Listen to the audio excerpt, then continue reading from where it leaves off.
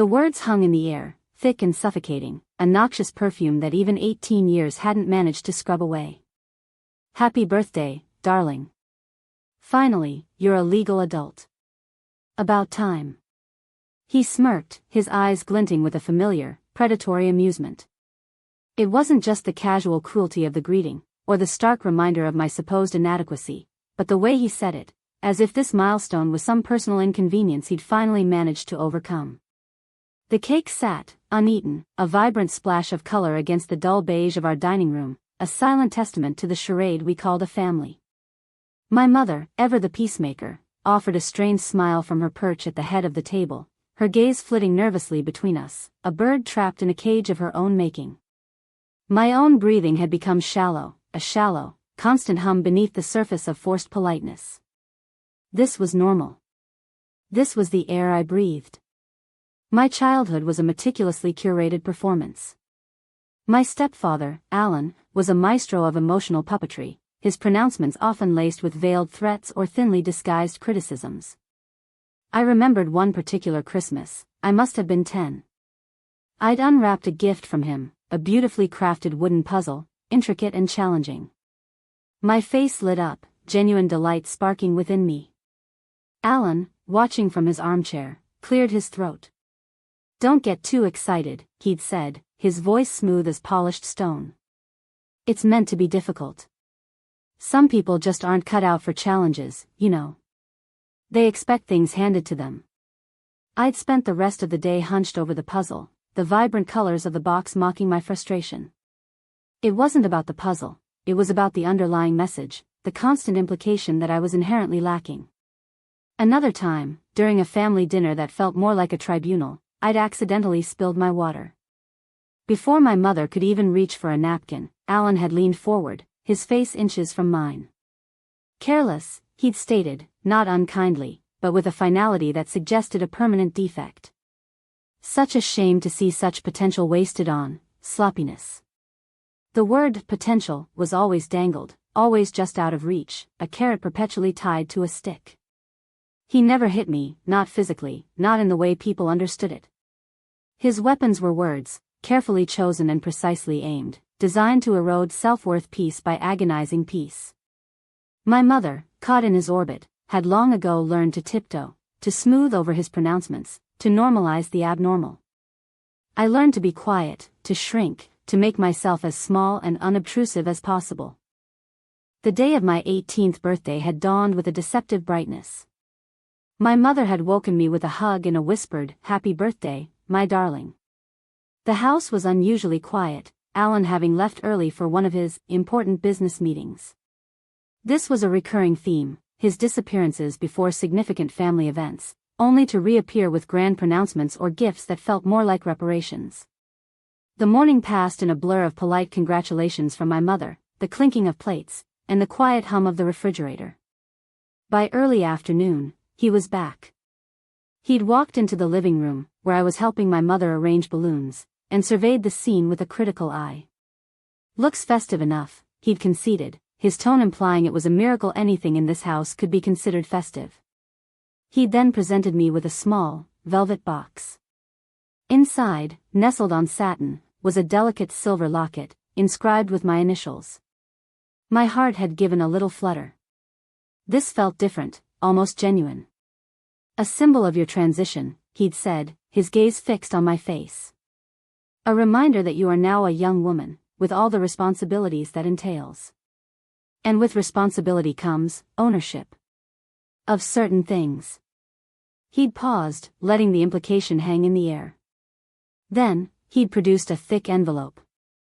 "This," he'd announced, his voice hardening, "is the final paperwork for the house. Your mother and I have decided it's time you understand your future financial standing. It's been in my name for years, of course, but I've been meticulously preparing this. A testament to my generosity, really." My mother had frozen, a half-hearted smile plastered on her face. I'd taken the envelope, my hands trembling slightly, not from excitement, but from a cold dread that was starting to coil in my stomach. Inside the envelope were legal documents, filled with dense jargon. I scanned the clauses, my eyes catching on phrases like predominant financial contributor and irrevocable transfer. Then I saw it. A clause detailing the transfer of the house's ownership. It wasn't being gifted to me. It was being sold. To Alan.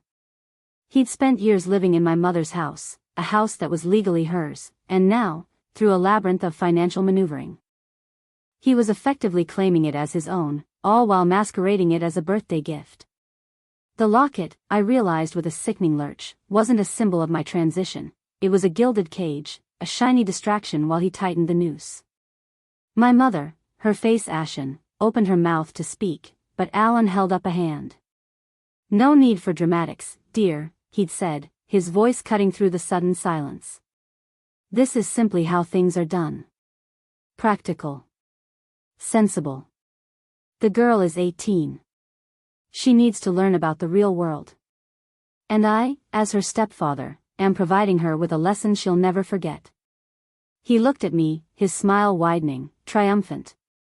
He'd finally cornered me, not with a shout or a blow, but with a legal document and a carefully constructed narrative. The air in the room felt heavy, charged with an unspoken accusation. I looked at the papers, then at his smug face, then at my mother's terrified eyes. In that moment, the years of silent endurance, of swallowed insults, of shrinking away, coalesced into a single, burning point of clarity.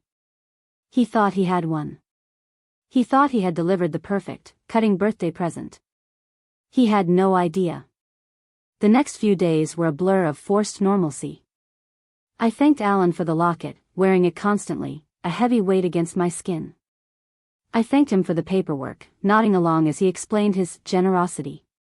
My mother, bless her, tried to broker peace, but her attempts were met with Alan's dismissive chuckles. I spent hours in the local library, poring over legal textbooks, cross-referencing clauses, my mind a sharp, focused instrument. I contacted a lawyer I'd found through a discreet online search, a woman whose reputation for being ruthlessly efficient preceded her. I laid out the situation, not with emotion, but with precise, factual detail. She listened, her expression unreadable, but I saw a flicker of understanding in her eyes. She explained the implications of my mother's premarital agreement with Alan, a document I'd never even known existed until she'd mentioned it. It detailed his financial contributions to the house's upkeep, contributions he'd always boasted about, but which were, in the grand scheme, negligible compared to the original equity my mother brought into the marriage. More importantly, it stipulated a clause regarding shared ownership in the event of a significant financial dispute, a clause Alan had clearly overlooked in his arrogance. Armed with this knowledge, and with my lawyer's guidance, I waited. It was a Tuesday morning, a week after my birthday. Alan was in the kitchen, making his usual elaborate breakfast, humming a jaunty tune. My mother was at the sink, her back to us. I walked into the kitchen, the locket cool against my chest. I held a single, thick manila folder in my hand. "Alan," I said, my voice calm, unwavering. He turned, his spatula poised midair. "Yes, darling. What is it now? More questions about your inheritance?" He grinned, expecting another plea. I didn't respond to his taunt. Instead, I placed the folder on the counter, directly in his line of sight. "This," I said, my gaze meeting his, "is a formal notice of dispute regarding the ownership of this property, filed by my mother, with legal representation." His smile faltered. He looked at the folder, then back at me, a flicker of confusion crossing his face. "What nonsense is this?" he scoffed, but there was a new edge to his voice. I opened the folder and slid out a single document. "It details your prenuptial agreement," I continued, my voice steady, "and the clause concerning asset division in the event of irreconcilable financial disagreements. Apparently, your generous offer to buy me out of the house was the trigger event." His eyes narrowed, scanning the document. The jaunty tune died on his lips. The spatula clattered onto the counter. This is absurd," he stammered, his face paling. "You can't possibly understand these things." "I understand enough," I replied, my voice devoid of emotion. "And so does my lawyer. And so will the courts, if necessary." Mother is proceeding with the dissolution of your joint financial claims on the property, based on your unilateral actions and the breach of contract stipulated in Clause 7b. The smug arrogance had evaporated, replaced by a dawning horror. He looked from the document to my mother, who had finally turned, her expression a mixture of relief and quiet determination. His face contorted, not in anger, but in utter, complete disbelief. He had orchestrated a masterclass in manipulation, only to be outplayed by the very person he'd underestimated for 18 years. He opened his mouth to protest, but no words came out. He looked defeated, a puppet whose strings had been severed. The aftermath was a deafening silence. Alan's frantic texts arrived within hours, a cascade of accusations and veiled threats, directed first at me, then at my mother. He tried to leverage our family network. A carefully cultivated web of acquaintances and distant relatives, painting me as an ungrateful child and my mother as a spineless victim. But the story, when told with facts and legal documents, had a different resonance. My mother, finally freed from his suffocating influence, stood firm. Her family rallied, offering quiet support and practical assistance. Alan's social standing, built on a foundation of perceived success and generosity, crumbled. His business dealings, always a bit shady, came under scrutiny. He was no longer the magnanimous stepfather, he was a man who had attempted to defraud his wife and stepchild. The house, once a symbol of his supposed power, became the focal point of his unraveling. He lost the legal battle. He was forced to sell the house to cover his legal fees and compensate my mother for years of emotional and financial manipulation. He left with little more than the clothes on his back and a deeply bruised ego. The locket, the symbol of his supposed gift, I'd quietly given back to my mother. It was a reminder, not of his cruelty, but of the strength we'd found in facing it together. The satisfaction wasn't in his downfall, not entirely.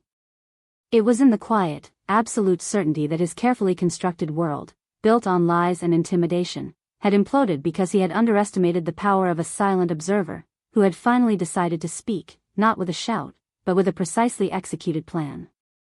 The silence that followed was not an absence of noise, but a profound sense of peace.